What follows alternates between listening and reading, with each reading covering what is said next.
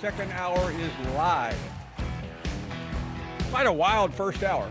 We say hello to all of you, and we'll talk to Bucky McMillan 2 hours from now, the new Texas A&M head coach. Let's say hello to Brooks Austin, the film guy. He's got a lot on his mind. Could Georgia be buyers in the upcoming spring portal? Based on some of the play that I saw last year, they might ought to be. Brooks, good to see you. How's everything? Doing well, Paul. I got to say, it was a career kind of like milestone to be on the show. Been on the show several times. New milestone achievement target. I got to make the cut up on the B-roll of the Call Paul show right there, because that's like a good minute of original production. I got to do something on this show, make you laugh, or do something to be honored to make the B-roll cut up right there. Well, I think your chance is going to come either today or when we return to Athens. The next time we're in Athens, we'll leave Griff home because I think he clutters up the screen when you're on with him. No shots to Griff. I just think we like to talk a little bit too much. And if you get two guys trying to isolate on the offense, it'll lead to a cloggy offense, man. Speaking of offense and defense, the last time we talked to you was a lot about the offense. What does Georgia need to do when that portal window opens next week?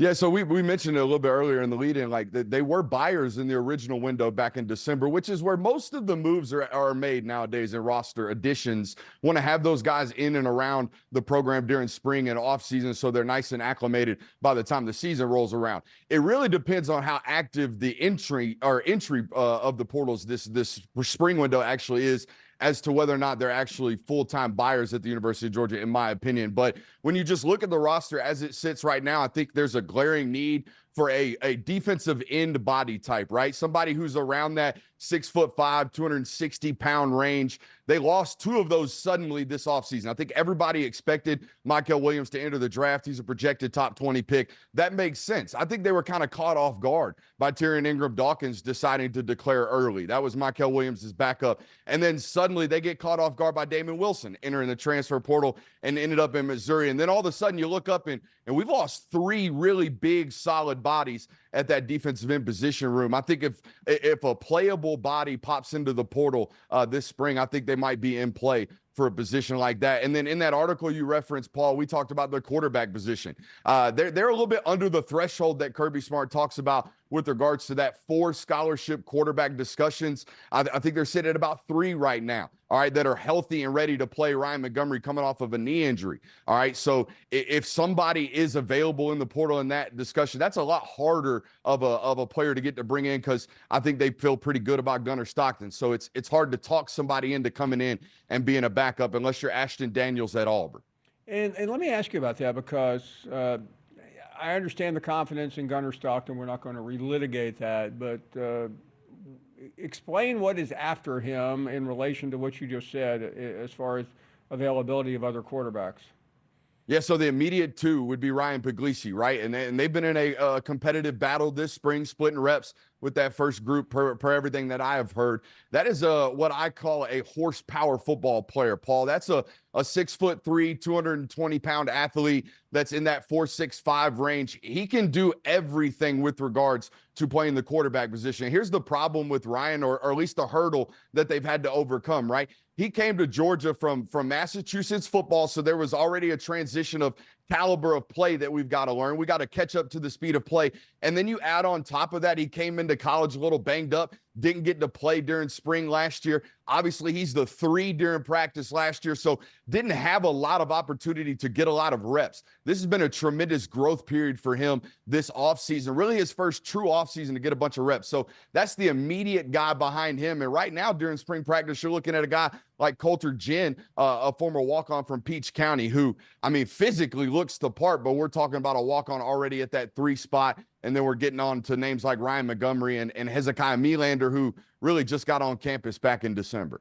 We'll look at something else that you wrote recently about quarterbacks around the league, but I want to ask you, as far as when you look ahead to the Dogs next year or this upcoming season, what do you see, and in terms of strengths and weaknesses, what should fans be paying attention to?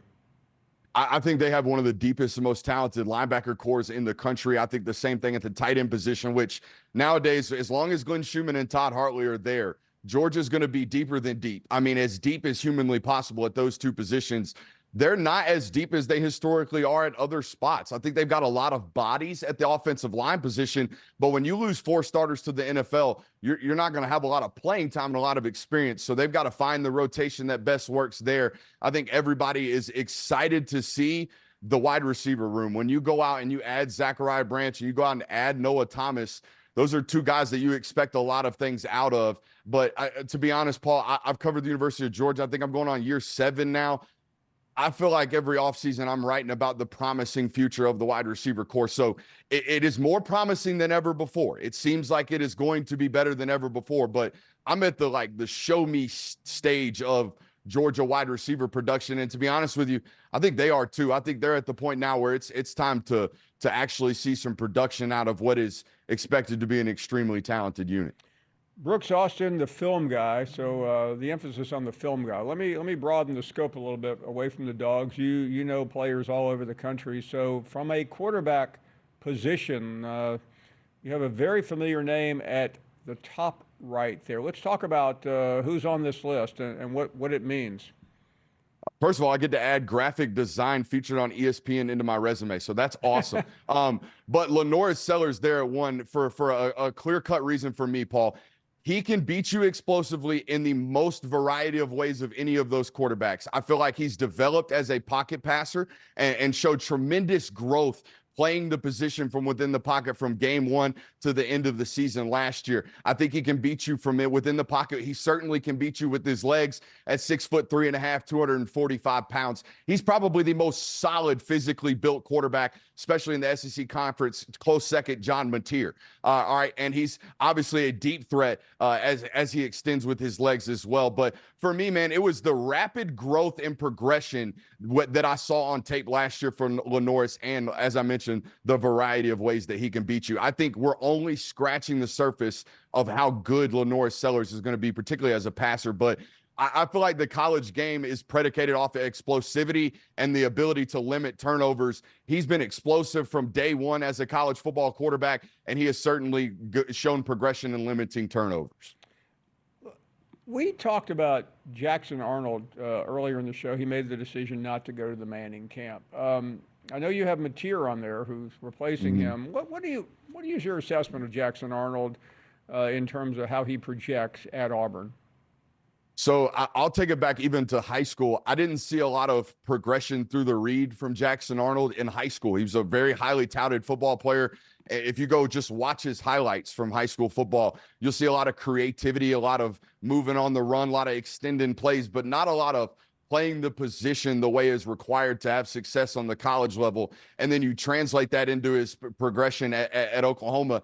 And I saw some of the same issues, right? Some of a lot of like dropping my eyes on rush immediately when number 1 in the progression isn't wide open. And now all of a sudden I'm immediately get into this creative mode. Well, we can't sustain success at the position that way. So I do think the transition to Auburn is good from the standpoint of we're into more of an RPO system where there's not a lot of progression reads anyways for us. We're getting the ball out of our hands really, really quickly. When we're not, we're off play action, taking deep shot. So I think it leads to maybe some of his inefficiencies being hidden a little bit better at Auburn. But man, my thing with Auburn is the Hugh Freeze offense. I think you and I talked about this last year. Hugh Freeze has 8 seasons, I believe, of the last 13 where his offenses have turned the ball over more than 20 times. Like it's an offensive thing. They're going to turn the ball over. People thought it was Peyton Thorne last year. It's going to be Jackson Arnold this year unless he's just somebody who they've never had in a Hugh Freeze offense. Unless he's a quarterback unlike any of the other ones before him, they're probably going to turn the ball over. It's a matter of can they maintain the explosivity that they had last year? And Paul, they got one of the better wide receiver cores in the conference this year at Auburn, and it's a highly paid one as well. Highly paid being the key word. Brooks, great to see you. You're going to make that highlight reel eventually. Thanks so much for coming on. Great to see you.